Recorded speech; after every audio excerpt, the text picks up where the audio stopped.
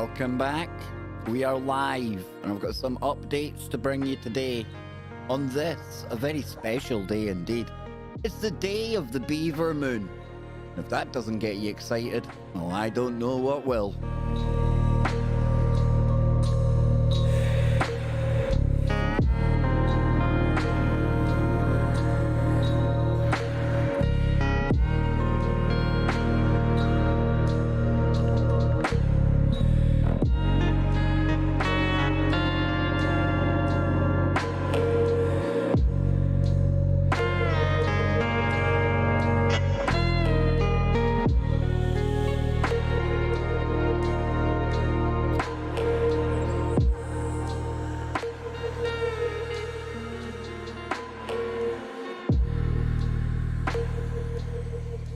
You like how I done that little sneak peek of our VIP members suite? Yes, and I'm only joking.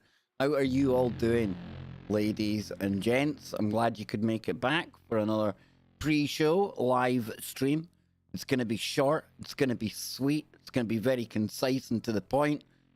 Okay, probably it'll be none of those things because, let's face it, am I ever concise and to the point? Nah, that's not how we roll here, right? Not how we roll, but how are you all doing? Let me pop out the chat room, which sounds a whole lot more exciting and intriguing than it actually is. But let me pop it out here. Who have we got? Yes, little glob. A beaver moon. A beaver moon indeed it is. When I found out it was the beaver moon today, I don't know what the algorithm's going to make of me saying beaver so often in the one sentence, but I had to talk about it. Not only is it something very special, the Lunar Eclipse 2020, but we also have a very special guest coming up on the show later today as well. When I say later today, I mean in around about an hour's time. We're going to have Mary DeCina back in the hot seat for her... hold on. For her second visit to the Kev Baker show. She blew us all away in the hour that she was on the last time. So this time, we've got her back. We're doing it for not 1 hour, we're doing it for 2. And we are doing it live, yes, on the Kev Baker show. Like I say, 56, no, an hour and 6 minutes from now. The content, it just keeps coming at you right here on KBS, right? So let me dip my toe over into the chat room since I popped it out like I was talking about just a moment ago. A big thank you to all the members that are here. Thank you for keeping our heads barely above the water. Much appreciated. And remember, Sunday is when you get your very own members stream over in the very cool VIP lounge, yes. With our Monolith, you see it in there? We've got the Monolith, you see. I'll make you dizzy if I keep changing screens like that, right? We've got the War. War is in there. I was sharing some of my my worldly wisdom with War today. Me and War are on the same page, so we are. Yes, and I'm going to be getting on a new guest on the 9th of December. Just a week on Wednesday. Yeah, I had to do the math there. It wasn't even hard math, right? You see how long it took me? Derek Gilbert is going to be coming onto the show. You might know him from Skywatch TV.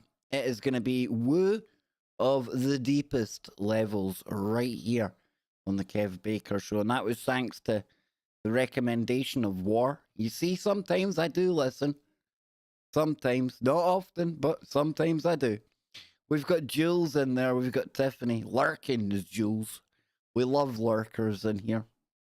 Yep, we all appreciate it. Zoe, good to see you. Rorschach, mad, loved your gift today over in Discord. I'm trying still to decide who it was that I was going toe-to-toe with. I'll think of it. I'll get it eventually. Cheryl, you've been sorely missed. I've not seen your name around here in a good few streams. I hope you're doing okay, sister. We've got the one, the only, the musical Sidvich today. Saxophone, a piano, musical note, a guitar. I bet you're making a right racket over there in Norway with that going on. We've got Jose Ramon Francis. Good to see you. Renzo. No one ever had a good conversation that didn't go off on a tangent. Boom. Absolutely. Well said, that lady. Now, today we had Norway coming in first. Sid, big up to you, man. Then we had Sirius Lee. That is the alien cousin of Paul Begley. You know, seriously. Well, this is seriously. We've also got War coming in third. We then had Sidvich, ZX, and then Sidvich started throwing on Shoe around. It's a bit early to go full Shoe and Unicorn. Sid, come on, man. Will it be? Come on, man. Got it right. There you go. We got Polynation. He's in there as well. Little Glob, bearded, looking good, sir. Renzo, Skipper, Key, Philo, Darcy. Oh, Darcy, it's good to see you, man. I hope you and your family are doing well. I hope everything's going great with your son. Yeah, man. Hit me up, dude. We need to get you back on at some point, dude. We'll get you onto the main Kev Baker show on the radio because we're too hot. We're too hot for the algorithm on here, folks. Yes, indeed. Susan, a big shout out to you. How dare you? That wasn't at you, Susan. That was for War. So listen, let's get into it. I could sit and read out the chat all day. It'd be really, really boring after a while. There's lots of dopamine out there. I mean, I get it. However, we've got big things going on. Big things going on in the world in 2020. Say it isn't so, Kev, but it is so. And we've got the lunar eclipse right now. There is a red moon rising. Oh, brilliant title, right? It took me ages to think of that one. And it's also called, and if you're in Scotland, this really has such, how would you put it, inappropriate comedy value that I just had to talk about it. You know how toxic I am. There'd be something wrong if Kev Baker didn't talk about the beaver moon. So it's a lunar eclipse and it could be visible in Glasgow tomorrow, meaning tonight, meaning right now. But my granny always told me, never look at a full moon through the window. You have to have silver in your pocket or else it's bad luck, right? So I'll need to go outside. I'll need to get cold. I was actually outside just recently, but I had actually forgotten, even though I'd set up the stream, I forgot to take a look for said beaver moon. So what is this all about? It says the minor moon event. There's never a minor moon event. When something happens to the moon, the lunar, it sends people into lunatic mode. It's going to get even crazier than normal in the next couple of days. Mark my words. You think 2020's been kind of interesting so far? Wait till you see what a bit of moon magic throws into the mix. The headlines are going to be crazy. Maybe. I'll find you some. Don't worry about it. That's why I'm here. Okay? So let's take a look what it's saying. Glaswegians could be treated to much hilarity and a minor moon event known as the Beaver Moon. The Beaver Moon lunar eclipse early tomorrow morning. Should the skies above the city clear up?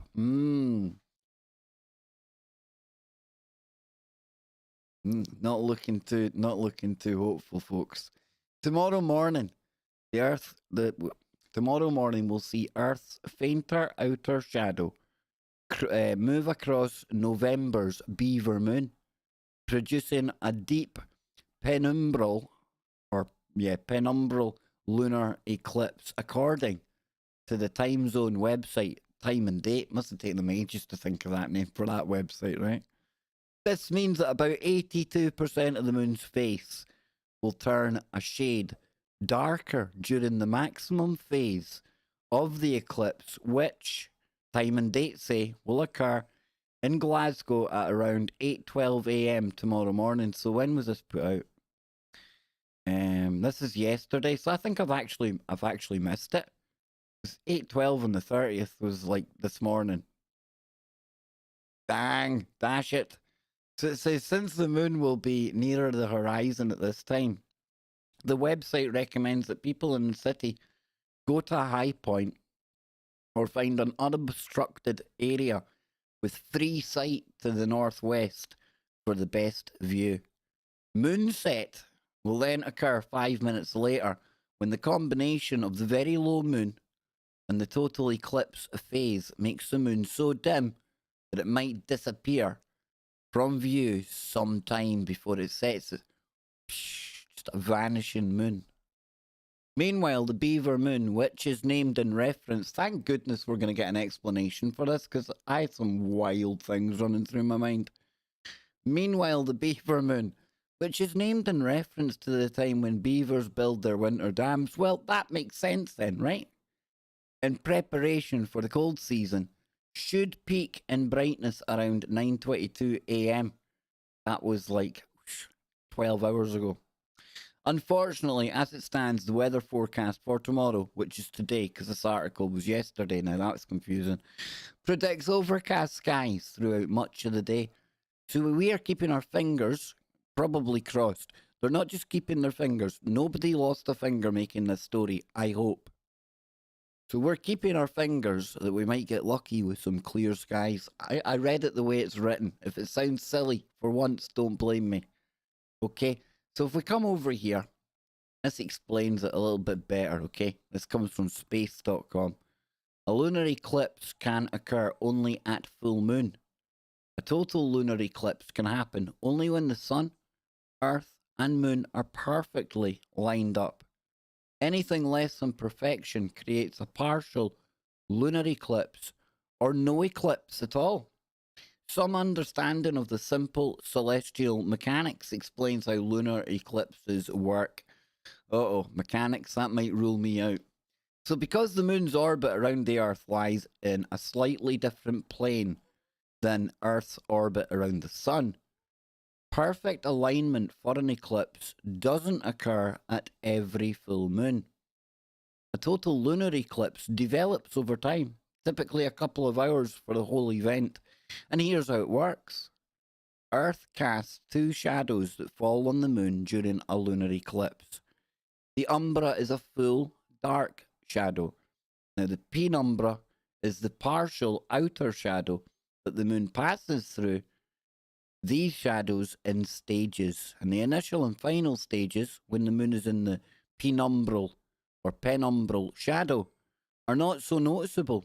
So, the best part of an eclipse is during the middle of the event, when the moon is in its umbral shadow.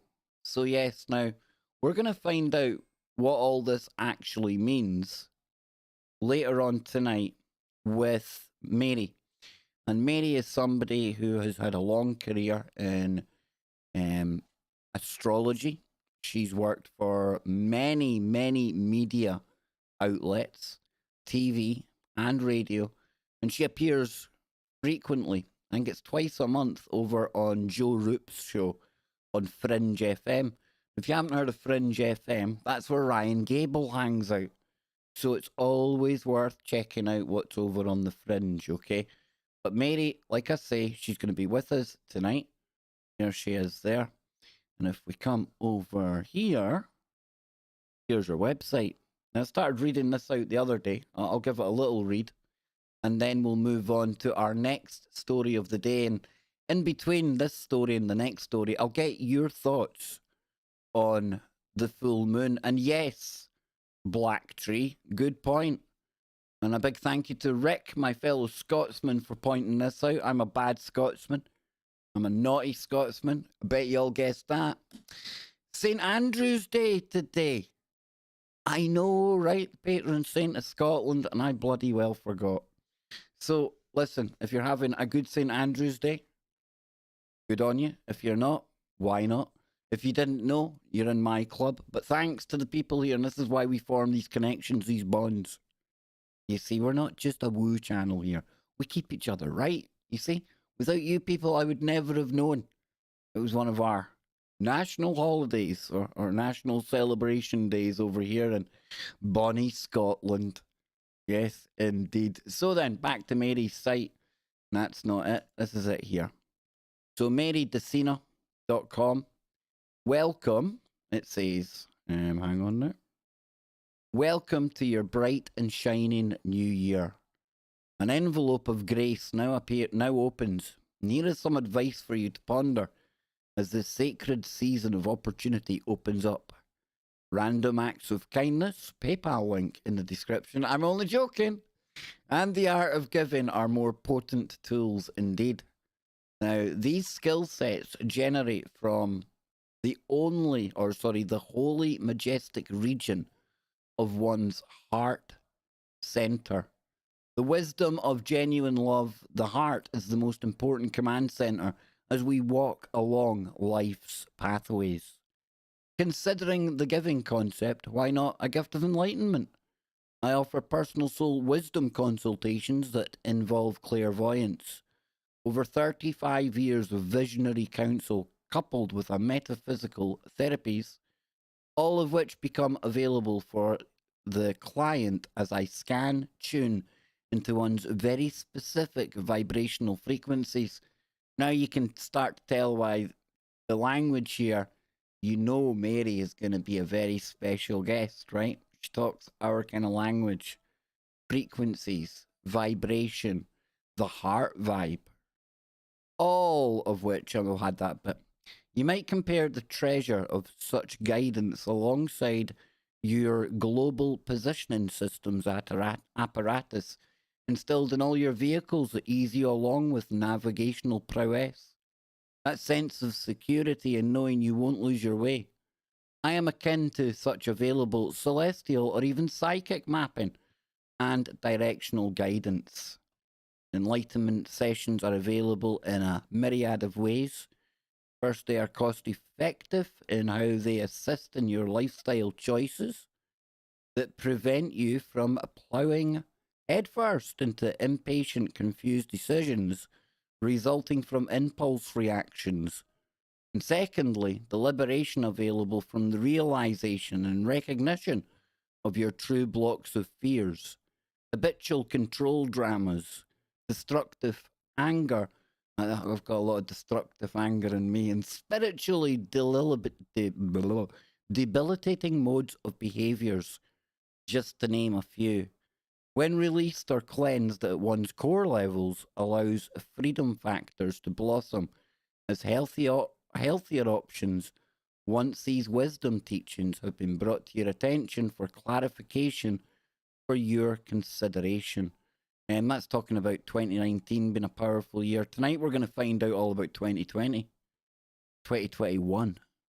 In the last show, we were talking about the cycles that we're going through right now, astronomically, astrologically. And I'm going to be asking Mary, aside from a whole heap of stuff about the lunar and solar eclipses coming up, what can we expect in 2021? Me, my star sign is Cancer. I am the crab. Yes, crabs and beavers. The algorithm isn't going to like this one much, is it? But what star sign are you? Do you feel the energies when we have a lunar eclipse? And I'm not making fun of people. I know some people do feel these energies. Me personally, I am a very keen student when it comes to this metaphysical, astrological path that we'll be going down tonight. I don't understand it fully, but that doesn't mean I don't believe that the energies and the power of the planets isn't real. You know, just a quick one to send you on your way to a little quick break so I can get a cup of coffee here. But why is it, if all this stuff, the zodiac, horoscopes, and all the rest of it's just a parlor game, something to laugh at, not something to take too seriously, why is it that royal families and dynasties over the ages have always had their own astrological person? They've always had their royal astrologer. What's that all about? Not astronomer, but astrologer. And I don't know if it's a real quote or just one that was made up on the internet, but it works. And JP Morgan, he said something along the lines of millionaires, that they kind of play about with horoscopes and they take a look at it. But billionaires, we live by it. So we'll be finding out all about this and lots more with Mary coming up in 50 minutes from now. But when I come back on the other side, we're going to take a look at a tweet that links to another show that we done last week that was highly metaphysical and deep woo, and it was with Malaya. Somebody has sent a tweet into KBS showing that they too were at the temple of Uxkhal. Uxkhal, I think that's how you say it. We'll take a look at that, and then we're going to get into the new mystery monolith. Oh, you knew it wouldn't just be the one, folks. Come on. If you thought it was going to be just the one, you just don't give 2020 the credit it deserves. What can I say? So I'm going to shove on some tunes, and I'll be back with you real soon. And that's too fast for today. Definitely too fast for today. Yeah, we need a bit of that. That vibration. What it's all about. That's the sound of the planets. Are they affecting you? Are they getting to you? It sounds like they're getting to me, right? Holy Magoli, what is that? Wait, that is not the song I was looking for. That'll do. Damn, that was getting a bit crazy, right?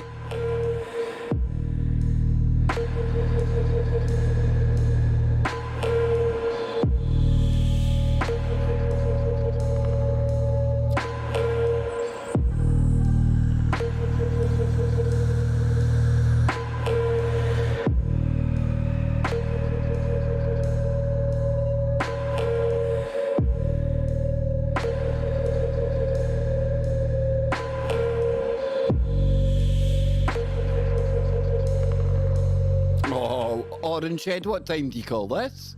Where have you been hiding? We've had to wait here for like, what? How long have we all been waiting here for Orange Head to turn up? Hey, I'm telling you, now we can get started, folks. We've only been here for... I'm only joking, Orange Head. Good to see you, man.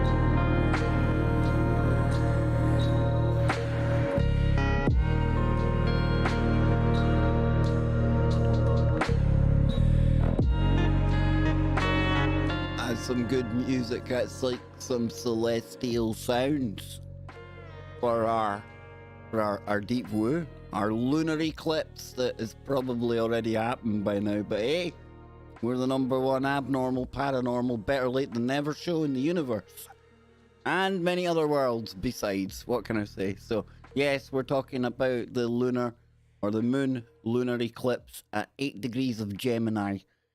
And then it's got the brackets, sidereal Taurus.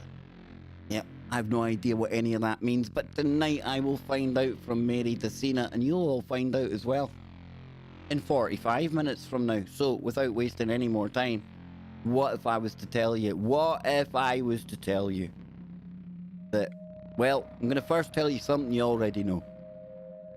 That pesky monolith. Remember that pesky monolith in Utah? 1 minute it's there, 1 minute it's gone. It's not there anymore.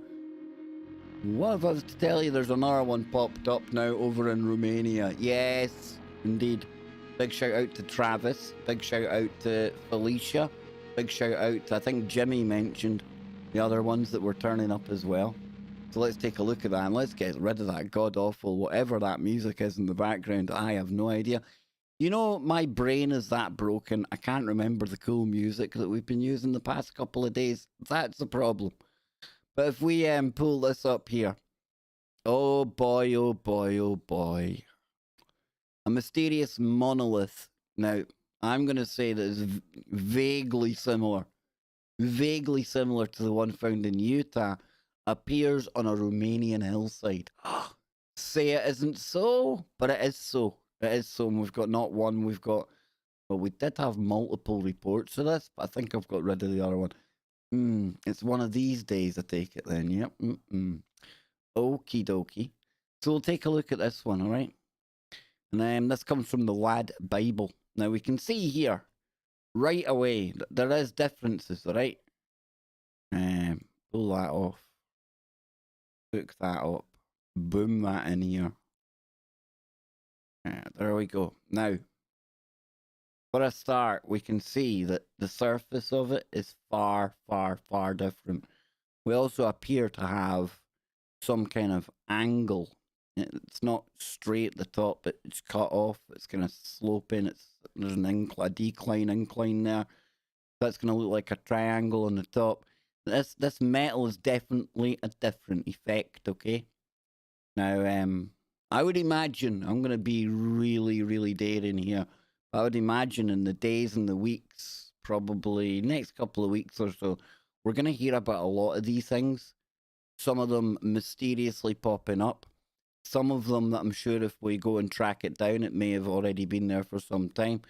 It's a cool structure. We've seen how some artists out there, namely John McCracken, rest in peace, but these kind of modern artists, it doesn't really look like the stuff that Da Vinci was doing all those years ago, but artists make things that look like this, right? So some of them were probably going to be able to track down and realize they were always a thing anyway. Just not much fanfare until that mystery one appeared over in Utah. Now, where it went, I have no idea. How they got it out quietly, no idea. Where it came from, I don't know, but we kind of pinned it down thanks to the internet sleuths out there that went over Google Earth. 2016, in between 2015 and October 2016, that's when it got put in. So let's now see what they're saying about this new one. All right, at least it's not quite as far out of the way. It's not like tucked away in some crevice down a canyon somewhere, right? But it says a metal monolith identical to the one. It's not identical to the one. For a start, this is far smaller, as we're going to find out in a moment. So it says the structure was okay. Recently found in Utah, has appeared on a hillside in Romania, just meters away from a historic fortress. The structure was found on Batka Domne Hill in the city of Piatra Neamt, which is situated in Romania's northeast Neamt County, on the 26th of November. Now, officials say that they still do not know who the monolith belongs to and have launched an investigation into why it's there. Now, we can see again here, I hope you can see, that we've got what appears to be signs of riveting. You see it? In fact, not even very well done at all. Now, this isn't some like ancient Damascus style steel that they use in really, really like sharp swords and things. It might look a little bit like it. In fact, maybe you call that the Damascus style. I don't know. I watch far too much of I don't even know what the show is called. It's like men making swords. And to be woke, there are women making swords and battle axes as well. But one of the styles that they do to the metal is to give it the Damascus effect. No idea what it means, but it sounds bloody cool. It makes it sound like I know what I'm talking about. I don't think it was to pay homage to St. Andrew, but there's the monolith, which has a height of around 4 meters, was discovered close to Petradova or Petrava Dacian fortress, a well-known archaeological landmark. Now, the fortress is the oldest historical monument in the Piatra Neamt and is believed to have been destroyed by the Romans in the 2nd century AD, although the remains can still be seen today in the form of parts of the city wall. Now, the shiny monolith, that does not look like it's 4 meters tall. Just saying. But the shiny monolith has appeared just meters away, with one side facing Mount Silo, known locally as the Holy Mountain. Oh, what's going on here then. It is one of the country's most famous mountains and is also listed as one of the 7 natural wonders of Romania. Named culture and heritage official Roxana Josinu said, "We've started looking into the strange appearance of the monolith. It is on private property, but we still don't know who the monolith's owner is yet. It is in a protected area on an archaeological site." She added, "Before installing something there, they need permission from our institution, one that must then be approved by the Ministry of Culture." You mean the aliens didn't get a permit? Those pesky bloody aliens, wait till we catch up with them. The mysterious monolith is similar to one recently found in the desert in Utah. That one has now actually disappeared, according to the state's BLM. Not to be mistaken with the recent protesters. This is the Bureau of Land Management. I know, it's one of those little glitches in the Matrix. What can I say? Which said it had received credible reports that the object had been removed by an unknown party.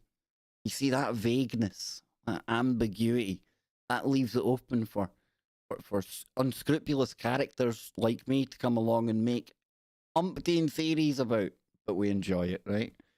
In a statement posted on Facebook, the Bureau said, "We have received credible reports that the illegally installed structure, referred to as the monolith, has been removed from the Bureau of Land Management public lands by an unknown party. The BLM did not remove the structure, which is considered private property. We do not investigate crimes involving private property." Why do they have a SWAT team then? Just saying. "The structure has received international and national attention, and we received reports that a person or group removed it on the evening of November 27. The origins of the 4-meter, 12-meter, or 12 feet high metal block are still unclear." Now, we've talked about everything from the far out there, beyond the X-Files. You know, is it some alien device? This one turning up in Romania. I'd be keen to know if anyone out there in chat land has already seen how, if this has been debunked. Not debunked, I'm sure it's a real thing. Not saying it's a fake structure, but it could have been there for some time. There may be a story to it. And like I say, we're going to see a lot of these popping up now. Now, I'm keeping a very open mind. For me, it's the perfect marketing kind of ploy for maybe an upcoming movie. Something like that. Only time will tell. Do I think it could be aliens? Well, I'm not going to say it's not. I'm not very impressed if it is, though. I'd far rather the whole Independence Day type mothership over a city or something. But if they're going to send triangular objects, well, cool. Let's see what happens. Has anyone tried taking like readings of it? Do we know what they're actually made of? What type of metal it is? We know with the one in Utah, the guys were standing on it, right? So that has to be something that's pretty sturdy stuff. And of course, there can be no picture of the guy standing on it there, is there? And then there's the other one there. Is it something to do with satellites? Could they be trying to bounce something off it? I don't know. I'm thinking aloud here, folks, because now I'm going to put on the music. And I'm going to see what people in the chat room have to say. It's one of these things where we could discuss it until the cows come home. And there's probably going to be more that appear in the days and weeks to follow. And what it means, it's hard to pin down. At this moment in time, I'm just kind of quantum observer, just watching how it all plays out. It's quite phenomenal to see how people have really seized upon this story, but not surprising. 2020's been a pretty crap year, right? And I think something like this comes along. It's kind of, for lack of a better term, it's cutesy. It's harmless. It's non-divisive. You can open your mind. You can escape from some of the real crazy stuff going on right now. But talking of real crazy stuff, that's what we deal in here, as you all well know by now. So Hopefully I'll be able to find that tune that we all liked again, but maybe not. Maybe not. Is this it? That's my hand in the dark again. I know that sounds a whole lot ruder than it should. It's the name of the song, folks.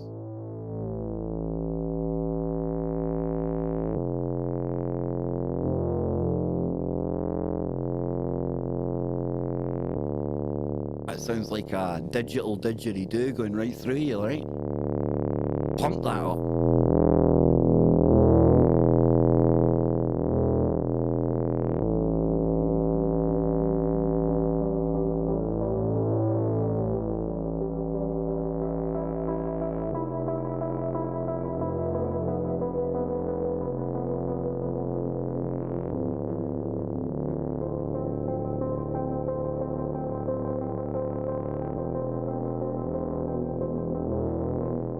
Yeah, through the ether. We did point out that it's got rivets in it. Did you miss that part?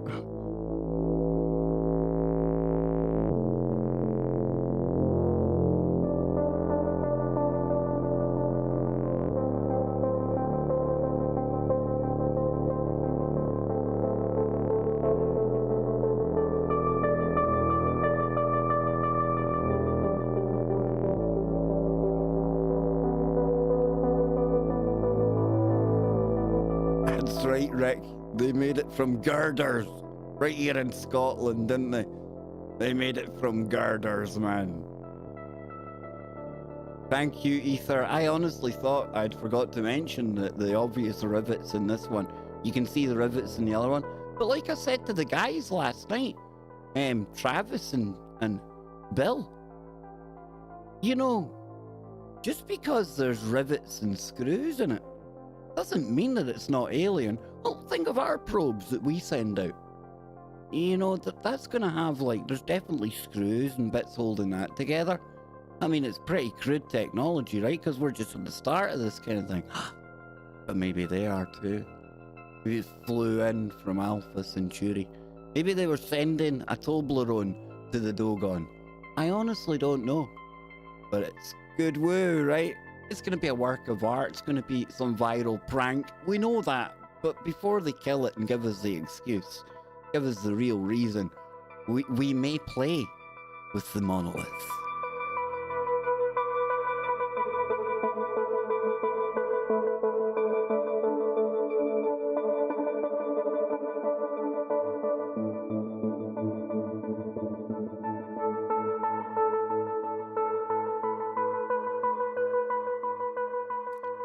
Yep, Monolith Mania. Who knew?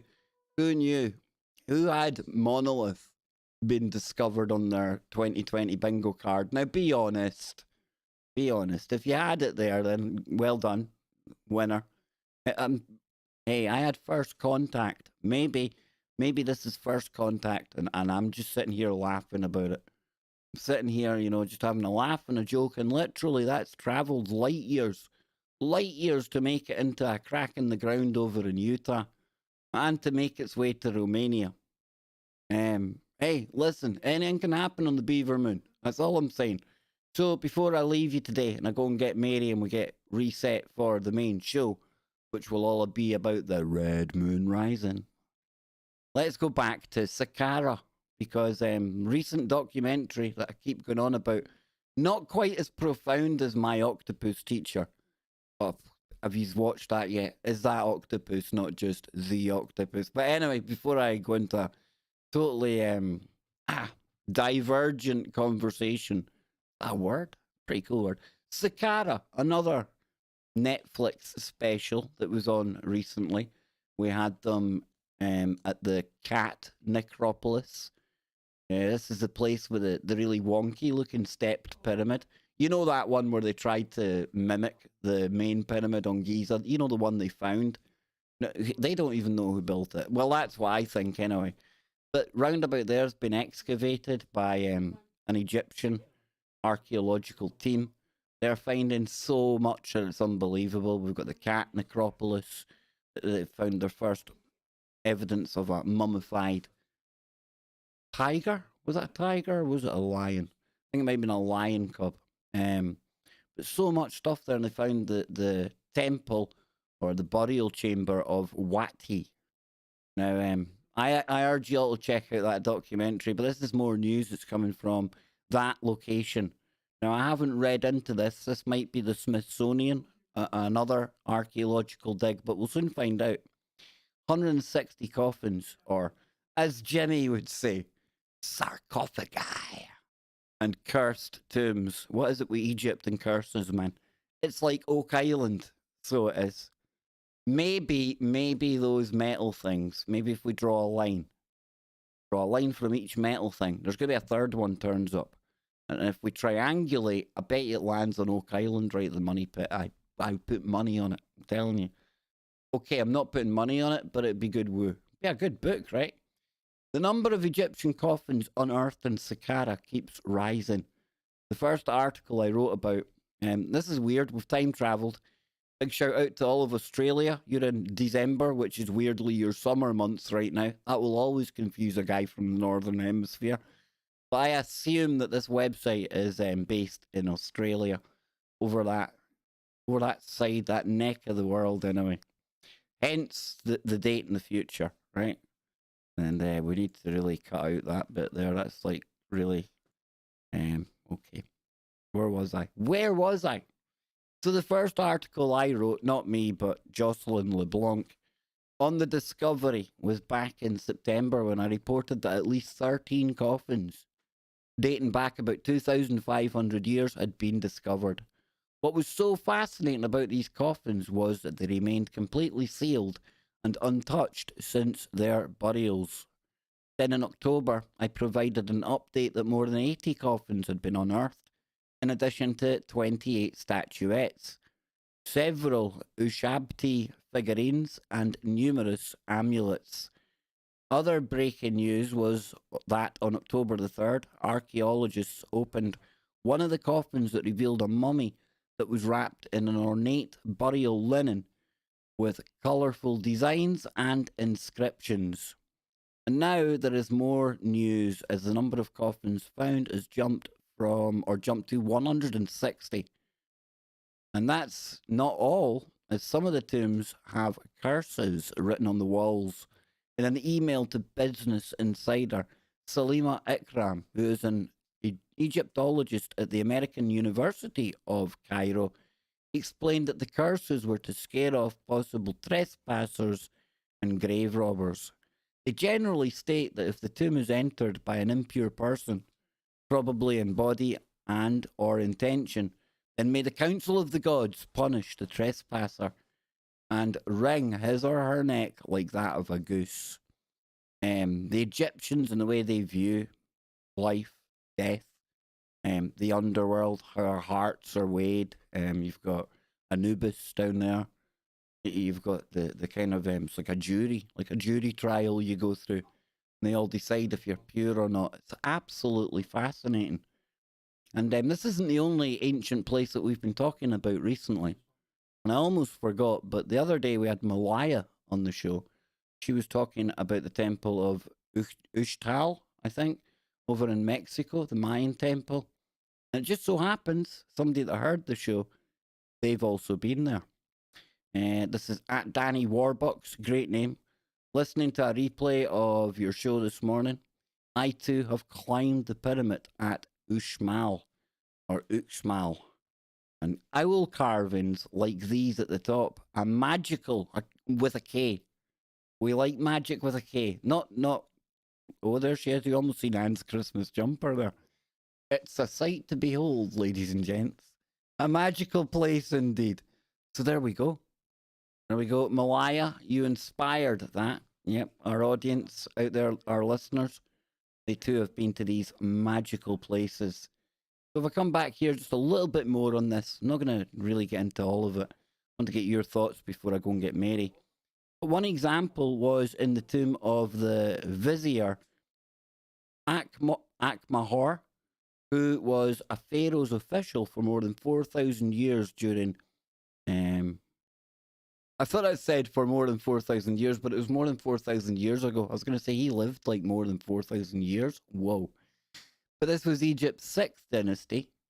In a rough translation, the curse was written so that if a trespasser, quote, might do against this, my tomb, the same shall be done to your property. Additionally, there is a warning that the vizier knew magic and secret spells that could cause impure trespassers to be filled with a fear of seeing ghosts. Now that's terrifying.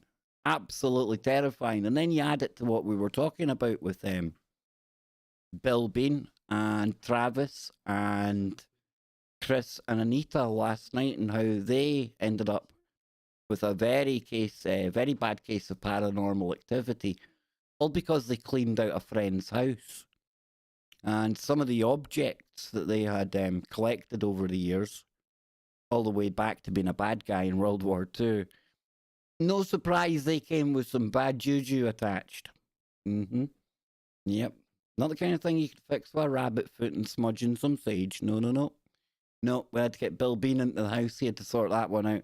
I don't know if Bill Bean could shake the curse of an Egyptian tomb. But I tell you what, as much as I love Egypt, I'd be paying that place and its dead the utmost respect. Oh, absolutely. So look, I'm looking at the time. Got about 5 more minutes I can spend here with you awesome people. I'm going to put the music on again for a minute. I'm going to catch my breath, take a drink of coffee. We'll come back, we'll see what you're saying. Then we'll go and get Mary, and I'll be over on tfrlive.com. Remember, if you want more of this, if you can handle more of me, we're live every Sunday in the VIP lounge. Yo, it's totally different in there. Oh, yes, indeed. You get a different side of Kev. And you become a shareholder. You become responsible for the madness I peddle right here on the channel. I'll be back in just a moment. Monoliths, beaver moons, sarcophagi. Take your pick. What do you want to talk about?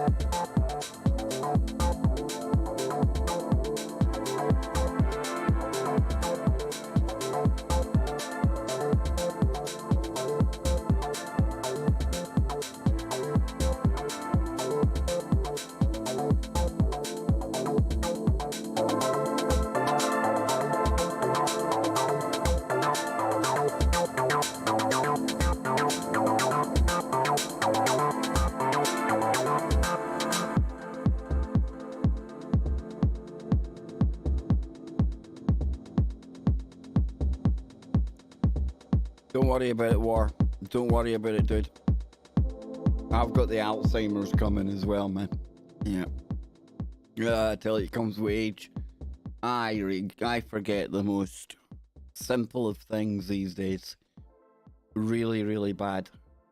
Maybe it's just part of getting old. I don't know. But I tell you, War, I feel you, man. I feel you. I watched a TV show, all 8 episodes. Well, 7 episodes recently. A couple of months ago.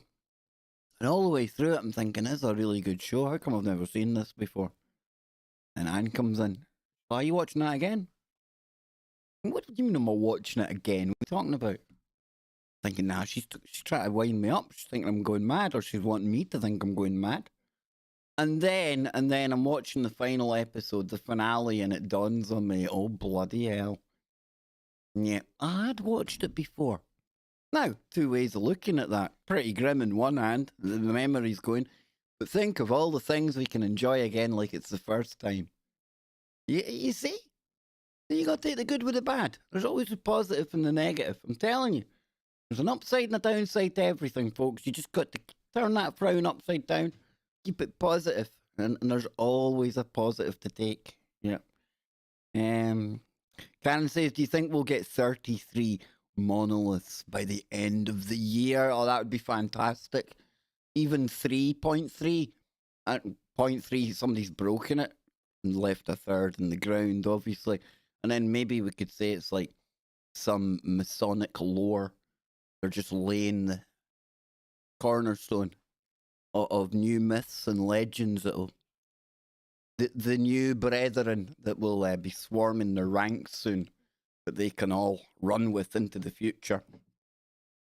You need to update the secret societies as well, right? And they have to get more into the digital age or they're going to be left behind. What can I say? But, and yeah, Malaya, you and Anne would get on well, I fear. I say I fear because she's usually just, yep, I could feel her looking at me there. I could feel her looking at me. Yeah. That's it. So anyway, folks, no wonder you're laughing, Karen. No wonder you're laughing. I am going to go. I'm going to shift gears now. We've had good fun today. We've had the Monolith. We have had the Beaver Moon. How can we forget the Beaver Moon? Well, I forgot the Beaver Moon this morning, but we talked about it now. We'll be getting into the lunar eclipse, red moon rising, solar eclipses, what it'll mean for you, what it means for your zodiac sign, and what is around the corner in 2021 with Mary Dacina in exactly 18 minutes' time. We've talked about the Monolith today. We threw in a bit of Saqqara woo, some Egyptian curses. I think you add all of that together in the melting pot, and what comes out the other side is the number one abnormal, paranormal, crazy, weird, super duper. Whoa, that looked like I had a third arm there. Now she's going to strangle me. You see what I've got to put up with? I live in fear. Every time I stream, I don't know if I'm going to come out the other side okay. I'm just waiting for a shoe or a lasso, or I've never been lassoed before. I can't get into that right here on this stream, but it is the Beaver Moon out there. So make of that what you will, folks. I'll be back real soon with a top-notch guest. I hope you can join me. We'll be over in Discord, but we'll be live over on Truth Frequency Radio, tfrlive.com, your number one network, where we give you protection from deception and some real groovy 70s type music is kicked up in the background. Oh yeah.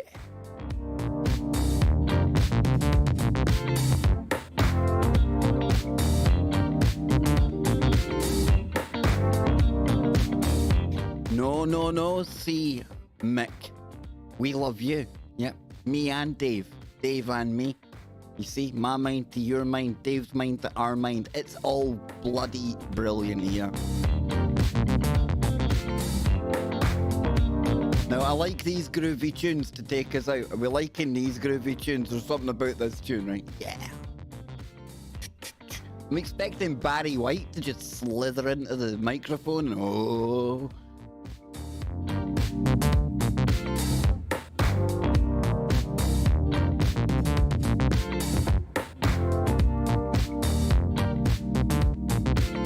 Jimmy Jeans has made it in there.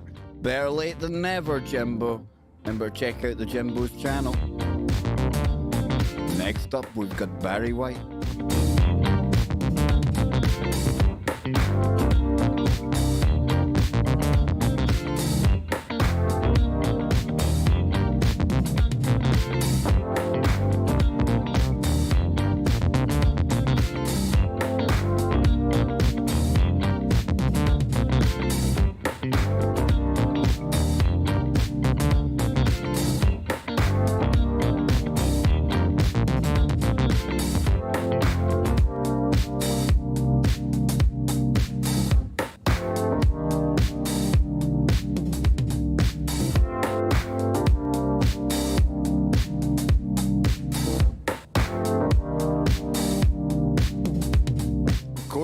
You're the first, you're the last, you're my everything.